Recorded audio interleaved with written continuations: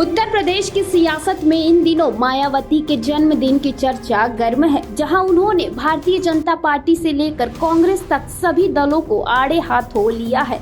इस मौके पर तमाम प्रमुख नेताओं ने उन्हें बधाई दी, जिसमें कांग्रेस के अजय राय, समाजवादी पार्टी के अखिलेश यादव और यूपी के मुख्यमंत्री योगी आदित्यनाथ का नाम शामिल था।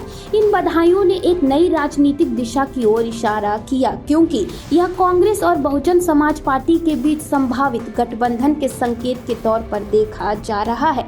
अजय राय, जो कि कांग्रेस के प्रदेश अध्यक्ष है, उन्होंने इस बार मायावती को बधाई देने के लिए अपनी पार्टी के प्रवक्ता मनीष हिंदवी को भेजा, जबकि खुद दिल्ली में केंद्रीय कार्यालय के उद्घाटन में व्यस्त थे।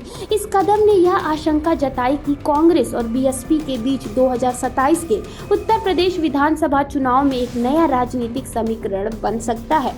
ऐसा माना जा रहा है कि अगर दोनों पार्टियां मिलती हैं तो उत्तर प्रदेश की राजनीति में हलचल मच सकती है, क्योंकि यह एक बार पहले भी हो चुका है, जब 1995 में कांग्रेस और बीएसपी ने मिलकर चुनाव लड़ा था और अच्छा प्रदर्शन किया था।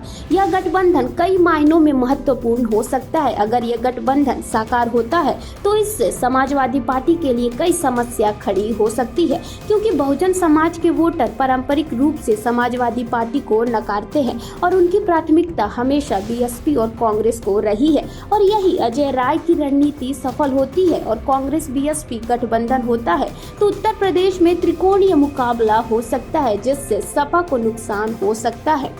अजय राय ने प्रदेश अध्यक्ष बनने के बाद से ही कांग्रेस पार्टी को मजबूत करने के लिए लगातार नई रणनीतियां बनाई है। उनकी मेहनत और पहल पर पार्टी के संगठन को खड़ा करने की दिशा में कई कदम उठाए गए हैं। खास तौर से कांग्रेस की कमजोर स्थिति को देखते हुए अजय राय छोटे दलों के साथ गठबंधन की संभावना तलाश रहे हैं। उन्होंने इस दिशा में काम भी शुरू कर दिया है और उनके नेतृत्व में कांग्रेस पार्टी ने राज्य भर में बैठकों के माध्यम से संगठन को मजबूत करने की प्रक्रिया शुरू की है। अजय राय की कोशिश पार्टी को फिर से सक्रिय करने की है। यदि कांग्रेस और बीएसपी का गठबंधन होता है तो यह उत्तर प्रदेश की सियासत में एक नया मोड़ ला सकता है, क्योंकि 1995 के बाद से कांग्रेस और बीएसपी का एक साथ चुनाव लड़ना चुनावी समीकरण को प्रभावित कर सकता है।